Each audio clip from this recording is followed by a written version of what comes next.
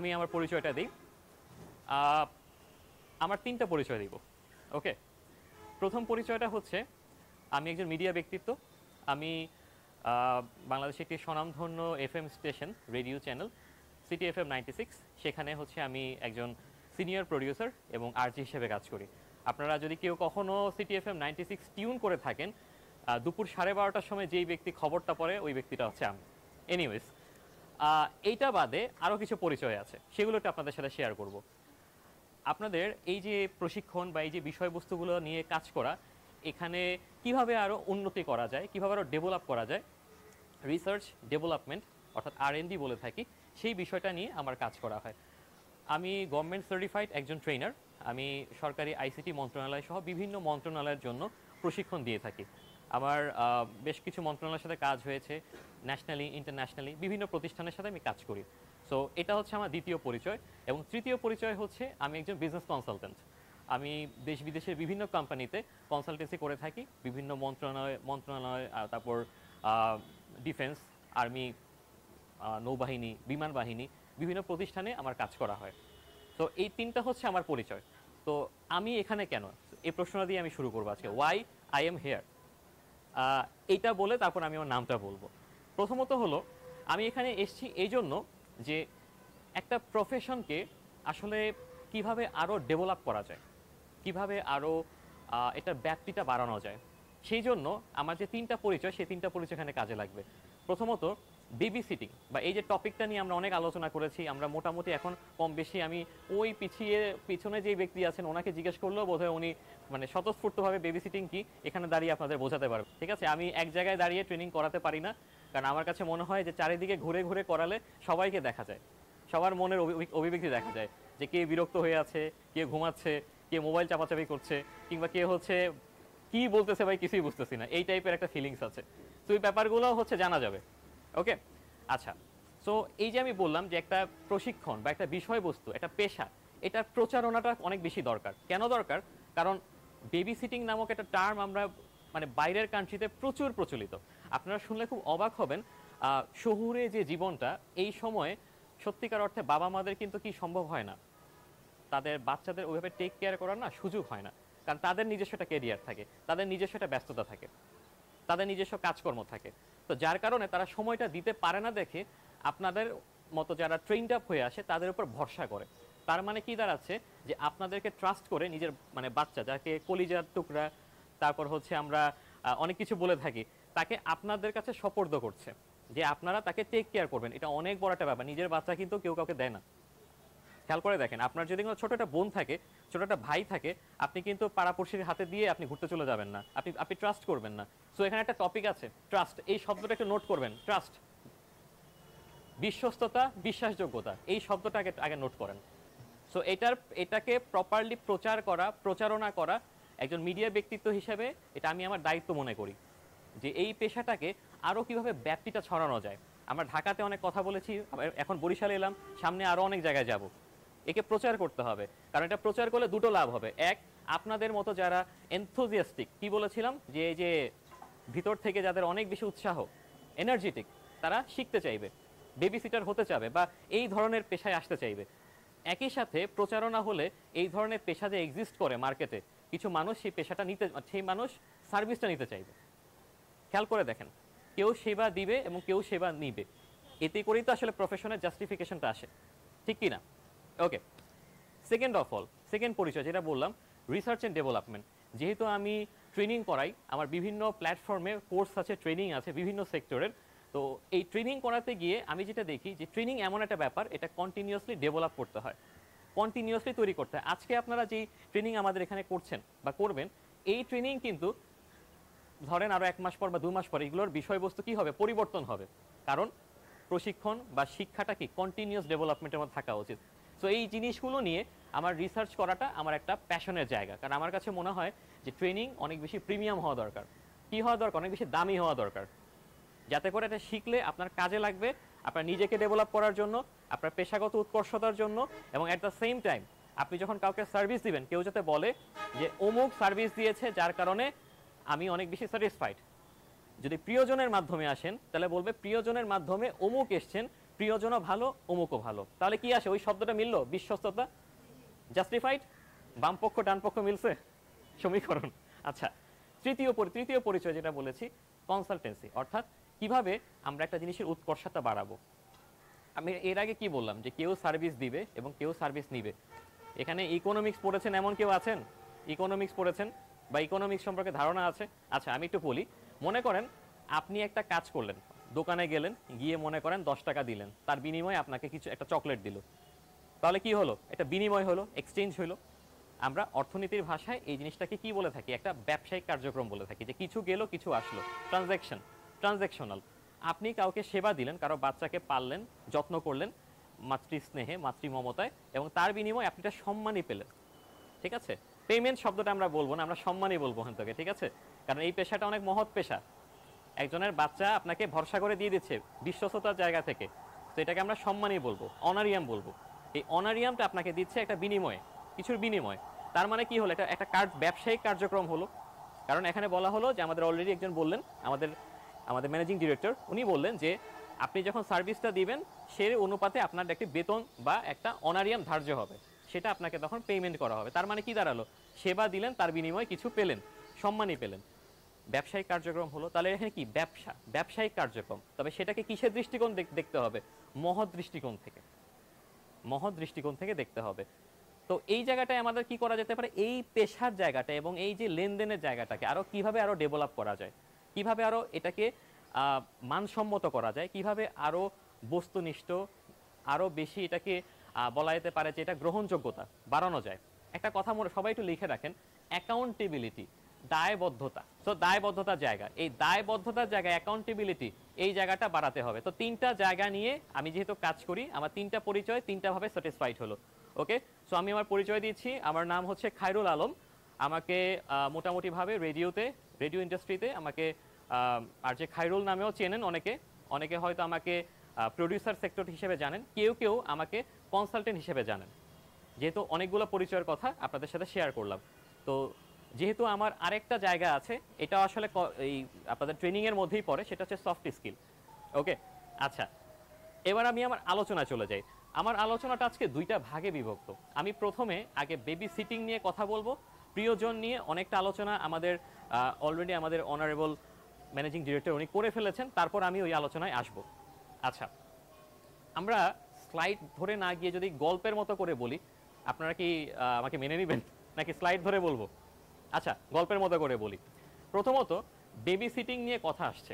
হ্যাঁ, বেবি সিটিংটা কি জিনিস অলরেডি এখানে আমাদের যারা ট্রেনার আছেন এত সুন্দর করে বোঝাচ্ছেন, আমার মনে হয় সবার বোঝা উচিত। তো এই ব্যাপারগুলো আপনাদের মধ্যে যদি থাকে, কোন পারপাসে, কিসের উদ্দেশ্যে একটা বাচ্চাকে, বাবা মার কলিজার টুকরাকে আপনারা হচ্ছে নিজেদের দায়িত্বে, এই কথাটা সবসময় মনে রাখবেন যে পরম যত্নে, মমতায়, মাতৃস্নেহে, শব্দগুলো কিন্তু খুব মানে খুব টাচি শব্দ। মাতৃস্নেহে দেখেন, আমরা যখন একটা বাচ্চার তার বাবা মার কথা যে চিন্তা করি, আপনি কোনো বাচ্চাকে যদি অসুস্থ হয়, ফ্যামিলির মধ্যে সবারই ছোট ছোট বাচ্চা আছে, তাই না? ফ্যামিলিতে ভাই আছে, বোন আছে, অনেকে আছে, আমরা অনেকে দেখতে পাই। তো তারা যখন অসুস্থ হয় বা তাদের যখন একটু পড়ে যায়, ব্যথা পায়, সবচেয়ে বেশি প্যানিক কে হয়? মা। এক্স্যাক্টলি, মা সবচেয়ে প্যানিক হয়। বাবা শুনলে সেও প্যানিক হয়, সবাই কম বেশি টেনশন করে। কারণ একটা বাচ্চার সাথে আমরা নর্মালি বেবি সিটার, আমি এখানে আসবো একটু পরে, যে বেবি সিটারের সাথে বেবি সিটার হয়ে একটা বাচ্চার সাথে কমিউনিকেশন করা। আপনি কথা বলতে পারেন, ও কথা বলতে পারে না, কমিউনিকেশনটা চিন্তা করে দেখেন মানে কেমন হইতে পারে। আপনি ওকে আদর করতেছেন, বাট ওর মুড বুঝতে হবে। ও মনে করেন হচ্ছে কান্না করতে করতে ওরে খাবার দিতে দেরি হয়েছে, কান্না করতে করতে অভিমান করে সে ঘুমায় গেছে, বা সে রাগ করছে, তাহলে দিলে আরো কান্নাকাটি করতেছে। ওই জায়গাটা আপনাকে বুঝতে হবে যে ওকে আসলে কিভাবে আপনি মেনটেন করবেন। সে আমার বাচ্চাকে ঠিকমতো পালবে, মানে দায়বদ্ধতার জায়গা। তার মনে সে এক ধরনের সন্দেহবাতিক হয়ে থাকে, তার মধ্যে ফোবিয়া কাজ করে। বাচ্চাটাকে হচ্ছে, বাচ্চা যখন বেশি কাঁদতেছে, মা যেরকম তাও আদর করে কিছু একটা করে বাচ্চাকে মেনটেন করবে, সে বাচ্চাকে কি ধমক দিবে কিনা, বকা দিবে কিনা, আবার বাচ্চার উপর রাগ করবে কিনা, বা বাচ্চাকে প্রপারলি সে খাওয়াবে কিনা, নাকি বেবি সিটার এমন যে হচ্ছে বাচ্চাকে পালতে গিয়ে ধরে একপাশে রেখে মোবাইলে সার্ফিং করতেছে, এরকম হবে কিনা। কারণ এখানে অনেক রকমের কমপ্লেক্সিটিস আছে। আমাদেরকে কিন্তু যারা বেবি সিটার নিয়ে কাজ করবেন বা বেবি সিটিং নিয়ে কাজ করবেন, তাদের একটা ব্যাপার মনে রাখবেন, বাচ্চাদের সাইকোলজি নিয়ে তো চিন্তা করতে তো হবেই, সাথে বাবা মার যে ইমোশন সেটা নিয়ে আপনাকে ভাবতে হবে, যাতে ওনাদের ইমোশন ব্রেকডাউন না হয়ে যায়। আপনি যদি ওই বাচ্চার যত্নে সচেষ্ট থাকেন, বিশ্বাস করেন আপনাকে মানে যেভাবে তারা ট্রিট করবে আপনি চিন্তা করতে পারবেন না, কল্পনার বাহিরে। আমি এমনও বেবি সিটিং পেশায় কাজ করে বাংলাদেশের বাহিরে এই কোর্স মডিউল ডেভেলপ করার সময় আমি অলরেডি ডিসকাস করেছি আমাদের টিমের সাথে, যেটা ডেভেলপ করার সময় আমি বাইরে আমার যত রিলেটিভস আছে যাদের যেই যেই জায়গায় বেবি সিটার আছে তারা কিভাবে কাজ করে, কেমনে কাজ করে, তারা কোন কান্ট্রির এবং তাদের কাজের ধরনটা কেমন এবং তারা কতটুকু স্যাটিসফাইড যারা হচ্ছে বাচ্চাকে নিয়ে সেবা করার জন্য রেখেছে, তারা একটা কথা বলে যে দে আর ওয়ে মাচ প্রফেশনাল। এই শব্দটা সবাই লিখবো, প্রফেশনাল, পেশাদারিত্ব, ব্রেইন ডেভেলপমেন্ট, আমরা এই কথাগুলো লিখবো। ব্রেইন ডেভেলপমেন্ট, কারণ তার বিহেভিয়ারাল অ্যাক্টিভিটি নির্ভর করবে তাকে কিভাবে আমরা রিঅ্যাক্ট করবো, তার সাথে তার সাথে কিভাবে আচরণ করব, এই জিনিসগুলো খুব গুরুত্বপূর্ণ। ওকে, কারণ ছোট বাচ্চা থাকে একটা কাদামাটির মতন, তাকে আমি যেভাবে গড়ে তুলবো সে সেভাবেই গড়ে উঠবে। তাকে যদি আপনি সুন্দর পরিবেশ দেন, সুন্দর আচরণ করেন, সে সুন্দর মানুষ হিসেবে গড়ে উঠবে। তো এই জায়গাগুলো সুন্দর আচরণ, এটা লিখেন, গুড বিহেভিয়ার, সুন্দর আচরণ, খুব গুরুত্বপূর্ণ এই কথাগুলো। ওয়েল, মাইন্ড ডাইভার্ট করার আগে আপনার মাইন্ড বুঝতে হবে, মন পড়তে হবে, তারপরে না মাইন্ড ডাইভার্ট করবেন। তার মানে ও কোন অ্যাক্টিভিটিতে কাঁদে। কিছু কিছু বাচ্চা আছে আপনি দেখবেন, এই যে এখন একটা ব্যবসা গরম ওয়েদার আছে, এই বাচ্চাদেরকে যখন কোথাও ট্রাভেলিংয়ে নিয়ে যাওয়া হয় একটু গরম লাগলেই বাচ্চারা কান্নাকাটি শুরু করে দেয়। তার মানে এই ওয়েদারটা তার জন্য কমফোর্টেবল না। তাহলে সেই সময় কি করা উচিত, কি করণীয়? ফার্স্ট অফ অল তাকে কমফোর্ট ফিল করানো, এই শব্দটা লিখে রাখেন, বাচ্চাকে কমফোর্ট ফিল করানো খুব গুরুত্বপূর্ণ। আপনি ওকে বাচ্চাকে হচ্ছে পরিচর্যা করবেন, আপনি তাকে কমফোর্ট ফিল না করাইলে মানে সে আসলে ইন আ ট্রু সেন্স আপনার যে অ্যাকচুয়াল মটো যে তাকে প্রপারলি তাকে হচ্ছে টেক কেয়ার করা, সেই জায়গাটা আপনি অ্যাচিভ করতে পারবেন না। আরেকটা ব্যাপার, তাকে কমফোর্ট ফিল করালে আরেকটা ঘটনা ঘটে, সেটা কি জানেন? আপনাকে সে বিশ্বাস করবে। আপনি দেখবেন আমরা অনেকে আছি, বাচ্চা কিন্তু সবার কোলে যায় না, খেয়াল করবেন। মানে আপনি নিছেন, ওকে ফাইন, ও নিছে, ঠিক আছে, আরেকজন নিছে, আননোন, কান্নাকাটি করতেছে। তার মানে আননোন কাউকে বাচ্চা ভয় পায় যে ওর কোলে যে আমি যাব সে কি আমাকে মানে সে কি বিশ্বাসযোগ্য কিনা, সে কি ট্রাস্টওয়ার্দি কিনা। বাচ্চা এক্সপ্রেস করতে পারে না, সে তার কান্না দিয়ে প্রোটেস্ট করে দিচ্ছে, তোমার কোলে আমি যাবো না, ইউ আর নট ট্রাস্টওয়ার্দি, তুমি বিশ্বস্ত না। তাকে দেখতে হলে তার সাথে গল্প করে, আবার দেখবেন সেই বাচ্চাটা একটু পর কোলে আসতেছে, তার সাথে খেলতেছেন, গল্প করে, যে ছড়া, কবিতা, গান, আরো বিভিন্ন মাইন্ড ডাইভার্ট, বিভিন্ন রকম অ্যাক্টিভিটি করে তার মন জয় করতে পারছেন। তার মানে যেটা দাঁড়ালো, একটা বাচ্চাকে তার মাইন্ড রিড করাটা খুব গুরুত্বপূর্ণ। মাইন্ড রিড করলে ভাই তাইলে আপনার ওই ডাইভার্টটা করতে পারবেন। আপনি যদি মাইন্ডটা নাই বুঝেন তাইলে ওই ভাইয়ের আইডিয়াটা কাজে লাগাতে পারবেন না, ডাইভার্ট করতে পারবেন না। ওকে, এই শব্দগুলো একটু লিখে রাখেন, ঠিক আছে? Mind divert and mind read. Okay, thank you এই ছবিটাতে পার্টিসিপেট করার জন্য সবাই। ওকে, আমরা একটু এই টপিকে চলে যাই। একটা বেবি সিটার হওয়ার জন্য, বেবি সিটার তো বেবি সিটিং কেমনে করবেন, কিভাবে করবেন, অনেক আলোচনা আমরা করবো 3 দিন ধরে, বাট কিছু কোর কথাবার্তা বলি।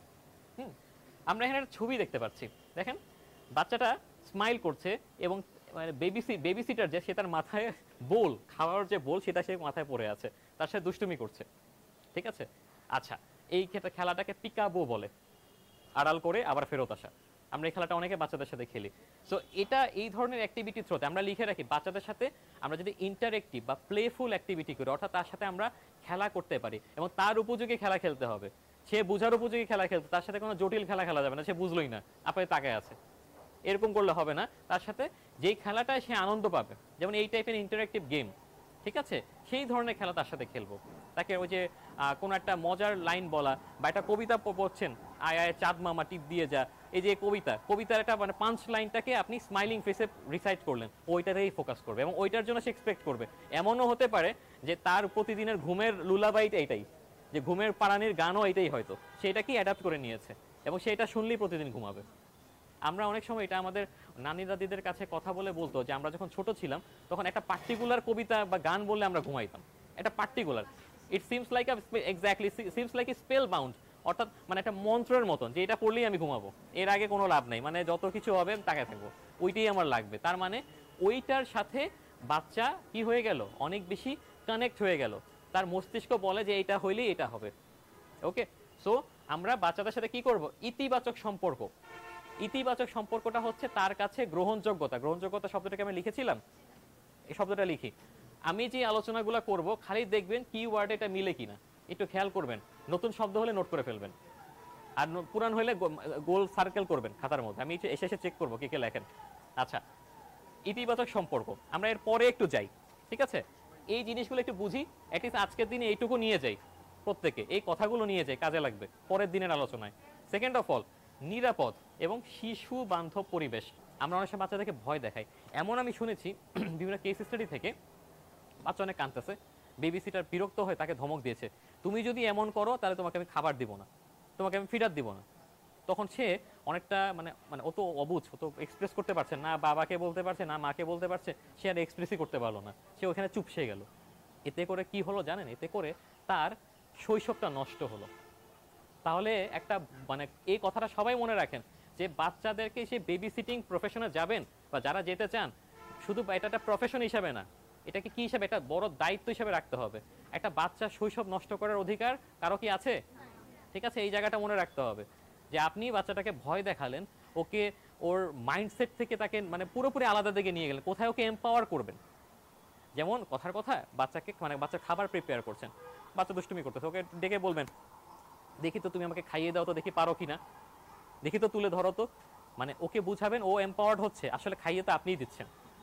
এই যে ব্যাপারটা যে এইটুকু তুমি খাবে, এইটুকু আমি খাবো, লেটস হ্যাভ শেয়ার, তখন ওর মধ্যে শেয়ারিং মাইন্ডসেট তৈরি হবে। ও অন্যের বাচ্চার খেলনা টান দিয়ে নিয়ে মারামারি করবে না, সে শেয়ারিং মাইন্ডসেটের হবে। একটা চকলেটকে দুই ভাগে ভাগ করে ওর পাশের বাচ্চাটাকে দিবে। এমপ্যাথিক, এই শব্দটা লিখেন, এমপ্যাথিক। আচ্ছা, সিম্প্যাথি এবং এমপ্যাথি, এটার মধ্যে পার্থক্য জানেন?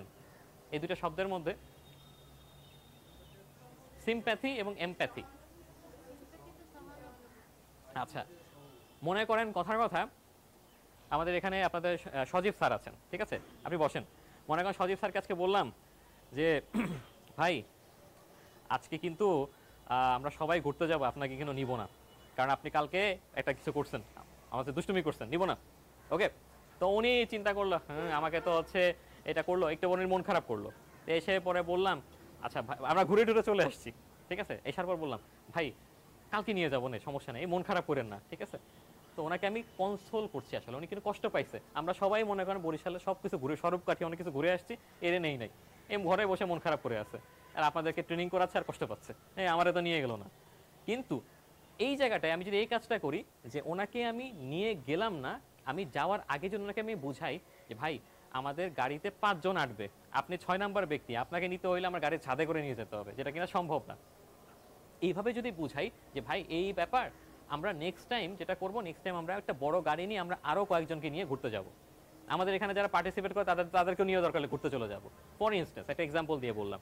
তখন ব্যাপারটা হবে কিন্তু তখন উনি জিনিসটাকে সহানুভূতি হিসাবে না, জিনিসটাকে প্রপারভাবে গ্রহণ করবে, এমপ্যাথিক ভাবে গ্রহণ করবে, অর্থাৎ আমি সমব্যথী হওয়া, সহমর্মিতা, সমব্যথী হওয়া।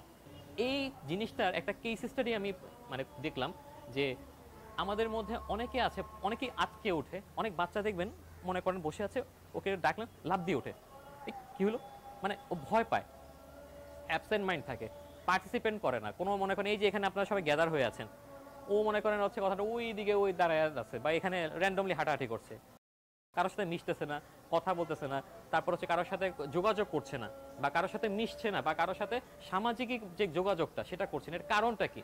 এই রিজনটা হচ্ছে আইদার ওর শৈশবটা খারাপ ছিল, নাইলে ওর ঘরে পারিবারিক সিচুয়েশনটা ভালো ছিল না, না হলে একটা শব্দ আছে সমাজবিজ্ঞান বইয়ে, এটা আমার মনে হয় মাধ্যমিক লেভেলে পড়েছে, সামাজিকীকরণ, সোশ্যালাইজেশন, সেটা হয় নাই। সে তার মনের কথাটা বলতে পারে নাই, বাবা মা প্রপারলি শুনে নাই, হয়তো শুনলে তাকে অ্যাকসেপ্ট করে নাই।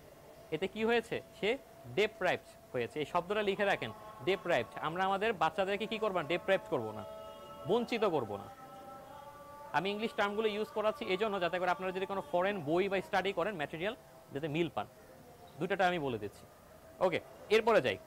আচ্ছা, শিশু বান্ধব পরিবেশের কথা অলরেডি বলেছি, যে যা তার অনুকূলে, এমন সিচুয়েশন করবো না যাতে করে সে ভয় পায়, তাকে ভয় দেখানো যে তুমি যদি হচ্ছে এটা করো তোমার আমি কান ধরে সারাদিন দাঁড় করে রাখবো, এটা কিন্তু কখনো একটা সলিউশন হতে পারে না। ঠিক আছে, অবশ্যই তাকে রিওয়ার্ড দিব, সেটা ভালো কাজ করে তাকে রিওয়ার্ড দেওয়ার চেষ্টা করবো, তাকে বলবো তুমি এটা করো তাহলে আমি তোমাকে এটা দেবো, তোমার আম্মুকে বলবো তোমাকে যাতে ঘুরতে নিয়ে যায়, তোমাকে চকলেট কিনে দেয় বা গিফট দেওয়া। ওকে, এরপরে যদি যাই, দৈনন্দিন রুটিন এবং কার্যক্রম পরিচালনা। একটা বাচ্চার দৈনন্দিন রুটিনে কি থাকে বলেন তো? তাকে টাইম মতো খাওয়ানো, টাইম মতো তাকে হচ্ছে তার পরিচর্যা, তার ঘুম পাড়ানো, আর ঠিক মতো সে খাচ্ছে কিনা, খাওয়ার পরে আগে এবং পরে সেই যে পাত্রটা করে খাচ্ছে, বা যদি ফিডার হয়ে থাকে ক্লিন করে তাকে খাওয়ানো, এবং খাওয়ানোর পরে আবার ক্লিন করা। প্রসেসগুলো আছে, বিভিন্ন নিয়ম আছে এগুলোর। হ্যাঁ, আমরা জাস্ট র্যান্ডমলি করলে হবে না, এটা আমরা এগুলো নিয়েও আলোচনা করবো, আমাদের সেশনে থাকবে, সমস্যা নাই। আর কি কি থাকতে পারে, খুব গুরুত্বপূর্ণ একটা ব্যাপার মিস হয়ে গেছে ডিসকাশনে, বাচ্চাকে পটি ট্রেনিং করানো খুব ইম্পর্টেন্ট। বাচ্চা ওয়াশরুম ব্যবহার করতে শেখা। আমরা এরকম অনেক বাচ্চা দেখি, এতে করে যেটা হলো ওই ক্যাম্পাস স্কুলে যখন যেত, মা তখন টেনশন করতো না যে আমার বাচ্চার ওই ওয়াশরুমে যাবে কেমনে কি হবে, টেনশন একটা ব্যাপার। আবার বাসায় হচ্ছে টেনশনটা থাকতো না, মা রান্না করছে বাচ্চা ওয়াশরুমে গেছে, তার টেনশন ছিল না, যে সে তো জানি প্রপারলি ইউজ করে কিভাবে আসতে হয়। এই ট্রেনিং দেওয়াটা খুব ইম্পর্টেন্ট। এগুলো সব কিছুই কি তার দৈনন্দিন অ্যাক্টিভিটির মধ্যে। প্রি স্কুলিং লেভেলে যখন থাকে তার পড়াশোনাটা ব্যাপার থাকে। একজন বেবি সিটার লেভেলে আপনারা যে জায়গাটাতে হচ্ছে এমফাসিস করতে পারেন যে সে সে যখন পড়াশোনা করে বা স্টাডি করে, সেই স্টাডিতে আপনারা সে প্রপারলি করছে কিনা বা কোন উপায়ে তাকে হচ্ছে অ্যাসিস্ট করা যেতে পারে, তার মাইন্ডটাকে হচ্ছে যে মাইন্ড ডাইভার্ট, যে শব্দটা উনি বলেছেন, ডাইভার্ট করা যায়। বাচ্চারা দুষ্টামি করে, এটাই স্বাভাবিক। তার পড়ার সময় সে কার্টুন দেখবে, এটাই স্বাভাবিক। তাকে ওখান থেকে এই জায়গায় আনতে হবে ইন্টারেক্টিভ ওয়েতে। মাইট দিয়ে বকা দিয়ে করলে বাচ্চার কি হবে না, কোনো মানে মাইন্ড ডেভেলপমেন্ট, ব্রেন ডেভেলপমেন্ট কোনো কিছু হবে না, উল্টো বাচ্চা পিছিয়ে যাবে, সামাজিকভাবে তার দক্ষতা হারাবে। নেপোলিয়ান একটা কথা বলেছে, সবাই তো জানেন সেটা, যে একটা শিক্ষিত মা দিলে শিক্ষিত জাতি দেওয়া যা সম্ভব। ঠিক আছে, তো এই কথাটা অনেক বিশাল। শুধু শিক্ষিত মা শব্দটা না, মায়ের মাতৃত্বটা খুব ইম্পর্টেন্ট এখানে, মায়ের যত্নটা খুব ইম্পর্টেন্ট, কেয়ারটা ইম্পর্টেন্ট। এখানে বাচ্চার কেয়ারের কথা বলেছে, তার শিক্ষার উৎসাহটার কথা বলেছে। তাকে যদি ইন্সপায়ার করা হয় প্রপারলি, তাহলে কিন্তু কি করবে, সে একটা ভালো সুনাগরিক হতে পারবে। তো আমাদের এই জায়গাটা কিন্তু আমাদের কি করতে হবে, দেখতে হবে। আরেকটা ব্যাপার, মরাল ব্যাপারগুলো বাচ্চাদেরকে ছোট থেকেই হচ্ছে বোঝানো। যেমন ফর এক্সাম্পল যে শেয়ারিং কথাটা আমরা বলেছি, শেয়ার করা। আবার অনেকে মারামারি করে, তাকে হচ্ছে মারামারি যাতে না করে সেখান থেকে তাকে হচ্ছে রেজিস্ট করানো, তার মধ্যে সহনশীলতা বাড়ানো, তার মধ্যে ক্রিয়েটিভ অ্যাক্টিভিটি, সৃজনশীলতা বাড়ানো, তার মাথাটাকে সৃজনশীল কাজে ব্যস্ত রাখা, তার সাথে হচ্ছে বিভিন্ন রকম সৃজনশীল গেম খেলা, যাতে করে তার মাইন্ড মারামারি অ্যাক্টিভিটির মধ্যে না যায়, ভায়োলেন্সের দিকে না যায়, সে যাতে খেলাধুলা করে। আরেকটা ব্যাপার এখনকার সময় হয়, আমরা সবাই জানি বাচ্চারা ভিডিও গেমের প্রতি এডিক্টেড। স্ক্রিন এডিকশনটা কি আপনারা জানেন, যে মোবাইলের প্রতি আকর্ষণ, লাইক সারাদিন মোবাইল নিয়ে বসে থাকা, গেম খেলা, ইউটিউবে হচ্ছে কার্টুন দেখা, সারাদিন মোবাইল নিয়ে গেম খেলতে গেলে চার্জ শেষ করে ফেলে বাচ্চারা, পরে তাদের বাবা মাকে ফোন দিয়ে খুঁজে পাওয়া যায় না, মোবাইল ডের হয়ে থাকে। সো এই যে স্ক্রিন এডিকশন, এটারও মেইন কারণটা হচ্ছে বাচ্চাদের সাথে প্রপারলি ইন্টারেক্ট না করতে পারা। ইভেন আমরা কি করি, বাচ্চা মনে করেন হচ্ছে ছোট থেকে যখন বড় হয়, ওই তার শুরু থেকে সে কথা বলতে না পারলেও তার হাতে মোবাইল ধরায় দেওয়া হয়। মানে সে খাচ্ছে না, মোবাইল, সে পড়ছে মানে সে ঘুমাবে না, ওই মোবাইল দেখিয়ে তাকে লুলাবাই শুনিয়ে ঘুম পাড়ানো হয়, কার্টুনগুলো দেখানো হয়। কেন? আমরা ওই যে আপনারা যে স্কিলগুলো, সুপ্ত প্রতিভার কথা বলেছেন, কেউ গান গাওয়ার কথা বলছেন, কেউ কবিতা পাঠ করার কথা বলেছেন, যে যেভাবে পারি আমরা ন্যাচারাল ওয়েতে যদি আমরা ইন্টারেক্ট করি বাচ্চাদের সাথে, তাহলে কিন্তু সে এটা নিতে পারবে। আমরা যদি খেয়াল করি, আমার মনে হয় সবচেয়ে আমরা যখন ছোট ছিলাম সবচেয়ে আমার মনে হয় ততবারই ইনজুর বেশি হয়েছি, খেলতে গিয়ে পড়ে গেছি, ওই স্লিপ কেটে পড়ছি, কিছু দিয়ে কেটে ফেলছি, এক্সপেরিমেন্ট করতে গেছি, দেখি এমন করলে কি হয়, আরে দেখি হাত কেটে গেছে, চিৎকার দিয়ে উঠছে, আরে আমার হাত কেটে গেছে। সো এরকম মানে প্রচুর ব্যথা পাওয়ার ঘটনা এই বাচ্চা বয়সে সবচেয়ে বেশি হয়। এবং 0 থেকে 5 বছর বয়সে বাচ্চাদেরকে নিয়ে সবচেয়ে বেশি দৌড়াদৌড়ি হয়। মানে মোটামুটিভাবে 0 থেকে 5 বছর বয়সে কম বেশি মানে কলেরা হাসপাতাল, ওই যে মহাখালীতে যায় নাই, ডায়রিয়া হয়েছে বাচ্চাদের খুব, মানে এটা একদম কমই আছে। কেউ যদি বলে আমি যাই নাই, তাহলে মানে তাকে আসলে সেলুট করা উচিত। কম বেশি সবাই অসুস্থ হয়। প্রাথমিক চিকিৎসা দেওয়া উচিত, প্রাথমিক চিকিৎসার ফার্স্ট এইড নলেজটা তাদের থাকা উচিত। আমরা অনেকে ফার্স্ট এইড এর জন্য কি কি মানে কি কি করণীয়, যেমন কেটে গেছে তাকে ব্যান্ডেজ লাগাই দেওয়া, তাকে হচ্ছে এই জায়গাটা ক্লিন করে দেওয়া, তারপর তারপর হচ্ছে এমন হলো ওই যে এক্স্যাক্টলি এই যে জিনিসগুলো, এগুলো আমাদের সচেতন থাকতে হবে, এগুলো আছে কিনা অলওয়েজ দেখতে হবে, এগুলো এগুলো এগুলো আছে কিনা আমার দেখতে হবে। এমন হলো এখন আপনি বেবি সিটার হিসেবে আপনি জয়েন করলেন, আপনার সব বাচ্চা হলো এমন দুষ্ট, মানে রীতিমতন হচ্ছে হলো ক্লাইম্বিং করে স্পাইডারম্যানের মতো এদিক ওদিক, আর লাফ দিয়ে পড়ে হাত পা ভাঙে ব্যথা পায়। এন্ড আপনার কাছে এই সরঞ্জামগুলো নাই, আপনাকে তার বাবা মাকে ইনফর্ম করতে হবে যে এগুলো নাই, এগুলো আমার থাকতে হবে, বাচ্চা ব্যথা পাক আর না পাক আমি স্টকে রাখবো।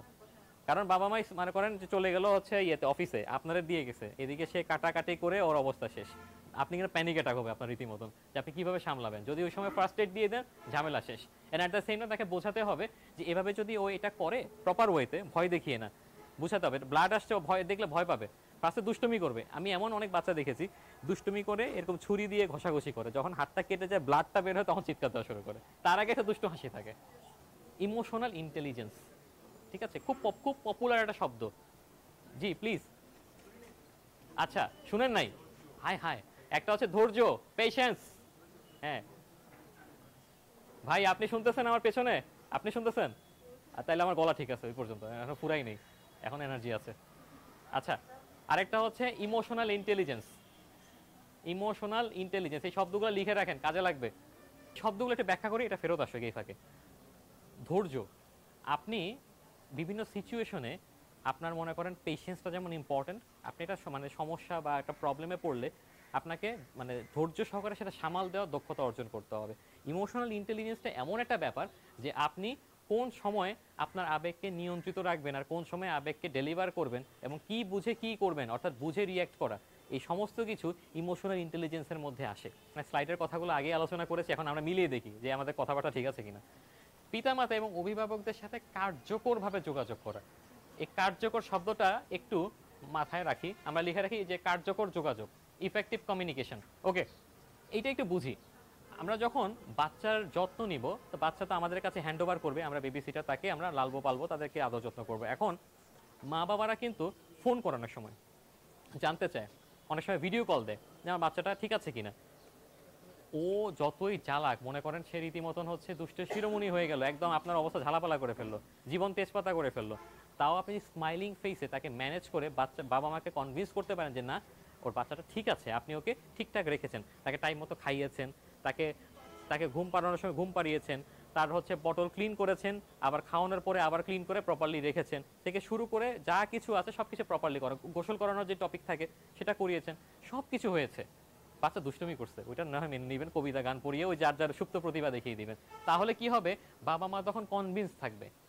একটা জিনিস খেয়াল করে দেখেন, এই ছবিটা কিন্তু খুব ভাইটাল একটা ছবি। ওয়েস্টার্ন কান্ট্রিতে এই ছবিটা বা এই ইমেজটা আমরা আসলে সবসময় দেখতে পাই। এটা হচ্ছে একটা ওয়ার্কিং মাদার, উনি অফিসে যাচ্ছেন, ইনি হচ্ছেন একজন বেবি সিটার, এটা তারা হচ্ছে আদরের ধন, কলিজার টুকরা বাচ্চা। সো যখন মা কাজে যাওয়ার আগে বাচ্চাকে একটা বাই দেয়, ওই মোমেন্টটা তার জন্য খুব প্রিশাস। সারাদিন সে যখন কাজ করে তার সাইকোলজি এটা চিন্তা করে, তিনি তো বাচ্চার কথা কাজে কর্মে সবসময় চিন্তা করতেছেন বাচ্চাটা ঠিক আছে কিনা। বাবারা কিন্তু ফোন দিয়ে অনেকে জিজ্ঞেস করে যে বাচ্চা খাইছে কিনা, মাকে জিজ্ঞেস করে, আর মা যদি ওয়ার্কিং ওমেন থাকে, ন্যানি কেয়ার গিভার, আপনাকে জিজ্ঞেস করবে, বা সে মাকে ফোন দিবে, মা হচ্ছে ন্যানিকে ফোন দিবে সব ঠিকঠাক আছে কিনা। সো আপনার উপর বিশাল একটা দায়িত্ব ন্যস্ত করা। অর্থাৎ আপনি যদি প্রপারলি কাজ করেন, বাচ্চা তো হচ্ছে ব্রেন ডেভেলপমেন্ট থেকে শুরু করে সব তো ঠিক মতো হবেই, বাবা মা একটা স্ট্রেস রিলিভিংয়ে থাকবে, তাদের মানসিক বা স্নায়বিক চাপ কম থাকবে আপনার উপর রিলাই করে বা আপনার উপর ভরসা করে। এই যে আমি একটা বাচ্চার সেবা করতে চাই, আমি চিন্তা করলাম এটা তো আর অন্যের বাচ্চা, আমি গেলাম, আমার টাইম কতক্ষণ, 9টা থেকে 5টা, আমি ভাই ডিউটি করব, কাজ করব, মাস শেষে হচ্ছে বলবো প্রিয়জন থেকে টাকা দেন চলে যাই। এইচআর পলিসি রিক্রুট করছে আপনাকে, এখন টাকা দিতে বাধ্য। কিন্তু এটা খেয়াল করে দেখেন, আপনাকে কষ্ট করে ট্রেনিং দিল, আপনারে ভাই তৈরি করলো, আপনার জন্য এত খাটাখাটনি করলো, ইন্ডাস্ট্রি তৈরি করার জন্য পুরো 64 জেলা ঘুরে বেড়াচ্ছে, কিন্তু দিন শেষে আপনি মানে ওই যে সে ভরসার জায়গা, এবার ভরসা আরেকজন আসছে, বাচ্চার ভরসা অর্জন করা, বাবা মার ভরসা অর্জন করা, এবং এই যে ব্যক্তিবর্গ যারা, ঠিক আছে, এই আমরা যারা বকবক করছি এদেরও ভরসার জায়গাটা অর্জন করা। কারণ আপনাদের হয়ে আমরা, এই ভয়েসটা এখন আপনাদের জন্য। আমি যখন আমার কোনো শো করব, কোনো প্রোগ্রাম করবো, সেখানে আমি বলবো যে আপনার বাচ্চা যদি এরকম ইয়াতে থাকে, টেক কেয়ার করা কেউ না থাকে, take a baby sitter, take a nanny. আমার এই ভয়েসটা কিন্তু হচ্ছে আমাদের এফএম এর ট্রান্সমিশন হচ্ছে প্রায় 10 লাখ ইউজার, 10 লাখ মানুষ অ্যাক্টিভলি এখনো শোনে, চিটাং স্টেশনেও আছে। তো খেয়াল করে দেখেন, 10 লাখ, 1 মিলিয়ন মানুষ এই কথাটা শুনবে যদি আমি এই কথাটা বলি আমার কোনো প্রোগ্রামে। ভেবে দেখেন কতটা ট্রাস্ট করে আমি কথাটা বলবো। বাট আমি ট্রাস্ট করে বললাম, আমার কিছু লিসেনার হচ্ছে ভরসা করে, ওরা আমাকে ট্রাস্ট করে, ভরসা করে বেবি সিটার নিল, ন্যানি নিল, নেওয়ার পরে হচ্ছে ওই যে 9টা 5টা গেলাম আইলাম, তাই টাকা নিয়ে চলে গেলাম, বাচ্চার জায়গায় বাচ্চা রইলো, কোনো কাজই হইলো না, ইম্প্যাক্টফুল কিছু হলো না। আপনি সেবা করলেন, আপনি টাইম টু টাইম গেলেন, আপনি বললেন আমি তো সব সেবা করেছি, আমি ওকে খাওয়াইছি, ঘুম পাড়াইছি, সব করছি। ওই যে মিনা কার্টুনের একটা পর্ব আছে, রাজুর, চুলা জ্বালাইছি, ওই গড় ঝাড়ু দিছি, মিনার সব কাজ করছি, ওই যে রাজু আক্ষেপ করে বলে, তারপরে হচ্ছে কেন ওরে বেশি খাওয়া দিবে না, ও ইকুয়ালিজমে বিলিভ করে না। আপনাদের একটা জায়গায় চিন্তা করতে হবে, আপনি যখন কাজ করবেন কারোর জন্য, একটা হক আদায় বলতে একটা কথা আছে না, একজন মনীষী আছেন রাস্কিনি, উনি একটা কথা বলছেন, মানুষের নাকি 3টা ডিউটি থাকে। ডিউটি টুয়ার্ডস গড, যে স্রষ্টা আমাদের, তার জন্য হচ্ছে অনুগত থাকা। Duty towards parents, duty towards parents, আমাদের পিতামাতার উপর হচ্ছে তাদের সন্তুষ্টি অর্জন করে। এবং আরেকটা কথা আছে, ডিউটি টুয়ার্ডস ম্যানকাইন্ড, মানব জাতির জন্য, মানবতার জন্য। খেয়াল করে দেখেন আপনার পেশাটা কিন্তু মানবতার জন্য, আপনি কিন্তু সেবামূলক পেশায় গেছেন। দুটো নাম অলওয়েজ মনে রাখবেন, দুটো মানুষের যদি জীবনী না পড়েন কখনো, কাইন্ডলি ইউটিউব, গুগল বিভিন্নভাবে যার বই পড়তে মন চায় কিনে নেবেন, যার ইউটিউব দেখতে মন চায় ভিডিও দেখে নেবেন। ফ্লোরেন্স নাইটিঙ্গেল লিখে রাখেন, ফ্লোরেন্স নাইটিঙ্গেলের জীবনী একটু দেখে নিন, কাজে লাগবে। ফ্লোরেন্স নাইটিঙ্গেল উনি একজন মহিয়সী নারী, যিনি কিনা সেবা করতে করতে ওনার জীবনটাই দিয়ে দিয়েছেন, সারা জীবন পার করে ফেলছেন শুধু সেবা করতে মানুষের। এক্স্যাক্টলি, এটাও লিখে রাখেন, উনি কেয়ার গিভারের জনক। কোথাও জায়গায় কেয়ার গিভারের চাকরি করতে যাবেন বা নার্সিং এর চাকরি করতে যাবেন, ফ্লোরেন্স নাইটিঙ্গেল। এই যে আলোচনাগুলো, এগুলো তো আপনাদেরকে শেখালাম একটা বেসিক নিড বা সাধারণ নলেজ হিসাবে। অ্যান্ড বেবি সিটিং যে আপনি শিখবেন, হ্যাঁ বেবি সিটিং শিখবেন, বা এটার আসলে দরকার কেন, প্রয়োজন কেন, এখানে প্রিয়জন কি করে সে কথা আছে। বাট আমি তার আগে একটা কথা বলবো আপনাদেরকে, যে যে কোনো কিছু আপনি একটা জিনিস জানেন, পারেন, বুঝেন, সেটার আসলে একটা প্রুফ তো থাকতে হয়। যেমন আপনি স্কুল কমপ্লিট করেছেন, আপনার এসএসসি সার্টিফিকেট থাকবে। আপনি ইন্টারমিডিয়েট কমপ্লিট করেছেন, এইচএসসি সার্টিফিকেট থাকবে। কেউ হয়তো ডিপ্লোমা করে, সেটার সার্টিফিকেট থাকবে। আপনি হয়তো কেয়ার গিভিং এর কোর্স করছেন, সেটার হয়তো সার্টিফিকেশন থাকবে, লেভেল, বিভিন্ন লেভেলের সার্টিফিকেশন পাবেন। এই সার্টিফিকেশনগুলো আপনার দক্ষতার পরিমাপ নির্ধারণ করে, যে আপনি কোন পর্যায়ে নলেজ এখন জানেন। ঠিক তেমনি আপনাদের যে লেভেল আপগুলো হয়, লেভেল 2, 3, 4, এই লেভেলগুলো এই জন্য থাকে, এটা আপনাদের শিক্ষণের ধাপ, যে আপনি এখন কোন পর্যায়ে আছেন সেটা নিরূপণ করে। কনটেক্সটে কিন্তু পার্থক্য থাকে, খেয়াল করে দেখবেন। প্রিয়জন নিয়ে মোটামুটি আমরা কিন্তু কম বেশি সবাই, আমরা প্রথম থেকে আমরা ডিসকাশন করেছি। অনেক প্রতিষ্ঠান কাজ করছে, যারা একটা পেশাকে একটা প্যাশনে কনভার্ট করতে চায়। অনেকগুলো প্রতিষ্ঠান বা কিছু প্রতিষ্ঠান চেষ্টা করছে, তাদের মধ্যে প্রিয়জন অন্যতম, যে যারা একটা পেশাকে প্যাশন লেভেলে নিয়ে যেতে চায়। যে আপনি এমন একটা পেশা ধারণ করবেন, যে পেশায় থাকলে আপনি পরিচয় দিতে গর্ববোধ করবেন, যে আপনি একজন কেয়ার গিভার, আপনি একজন ন্যানি, বা আপনি একজন আপনার বেবি সিটার। এটা পরিচয় দিতে আপনার ভালো লাগবে।